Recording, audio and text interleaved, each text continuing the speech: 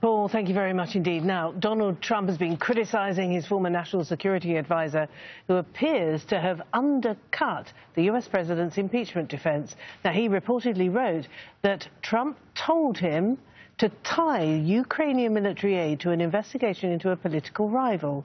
As Priyanka Gupta now reports, this allegation is at the centre of efforts to remove Trump from office. He's highly respected by everybody in this room.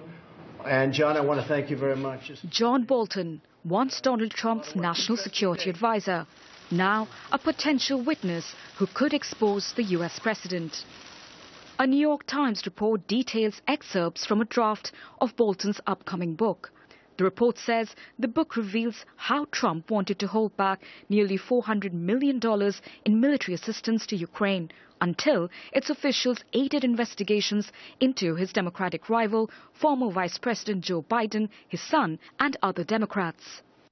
For the Democrats, these revelations from a former White House insider seem to directly contradict Trump's defense in the Senate impeachment trial and have bolstered their demands to call Bolton as a witness.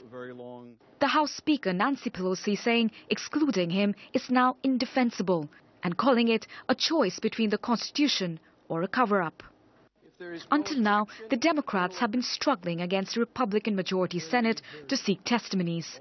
If they were really interested in the American people knowing the facts, they wouldn't be fighting to make sure that this is the first trial in history without witnesses.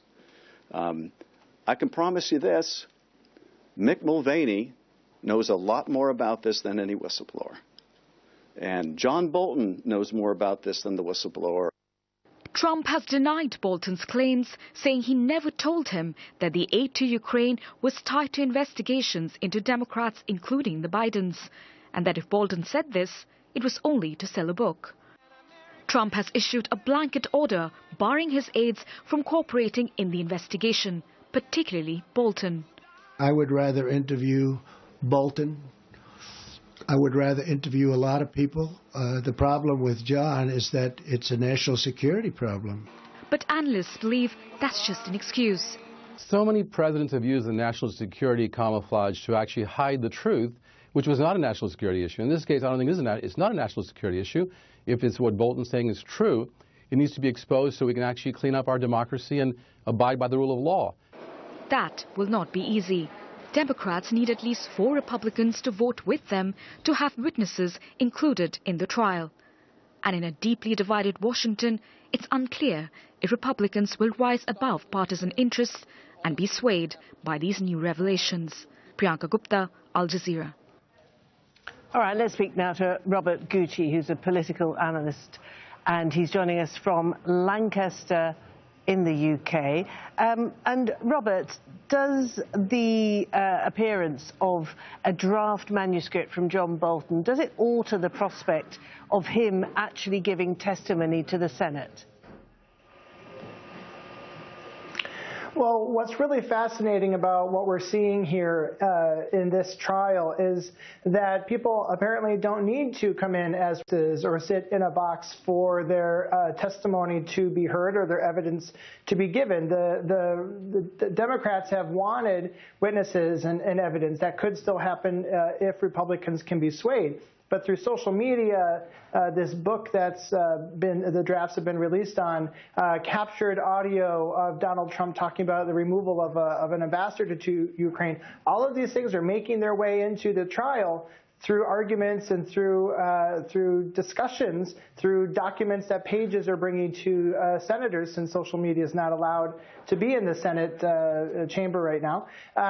So what's fascinating is that all of this information is coming through, and people aren't even being held as witnesses just yet. And the crucial question, of course, is whether any of it, whether the witnesses and testimony is allowed in the Senate. I mean, the question is whether it is enough to persuade some of the Republican senators to cross the aisle, which many people think is virtually impossible. Well, people like John Bolton are interesting characters, and his relationship with Donald Trump was always up and down. But he does have the respect of Republicans. He did have an important role to play in the Trump presidency in its earlier years. And so what's going to happen here is if there are people who are coming forward who have the respect of Republicans, that could sway them to say, well, I do want to hear from this person officially. But at the end of the day, this is about whether Republicans want to hear truth or testimony, or if they want to have Trump win the 2020 presidential election. And if evidence is brought forward that puts his presidency on line for a second term, Republicans more than likely are going to block any attempt to hear that as official testimony and allow it to just remain outside the Senate chamber, social media, right, or in book drafts. And remind us of what potentially is the significance of a John Bolton testimony in front of the Senate, given that he is the most senior member of the former member of the White House who could possibly testify. What specifically could he offer to the debate? Well, he would be the first person to sit behind a pedestal, stand behind a pedestal on the Senate floor as an inner circle member of the Trump presidency, speaking about what he heard specifically from Donald Trump's mouth. We haven't had that. A lot of the testimony that people have wanted, or a lot of the ideas and rumors going around, have been secondhand. This would be one of the first times that we could hear specifically from an insider who spent time in the Oval Office, who spent time in war rooms, who knows Donald Trump, actually telling us what came from Donald Trump's mouth. This is not a national security issue, as earlier reported.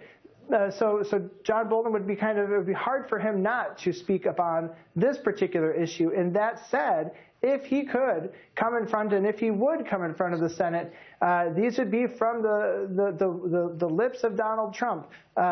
Would be something that would be a huge advantage for understanding what might have happened in this relationship with Ukraine. Robert Gutsche talking to us live from Lancaster University in the UK. Thank you for that. All right.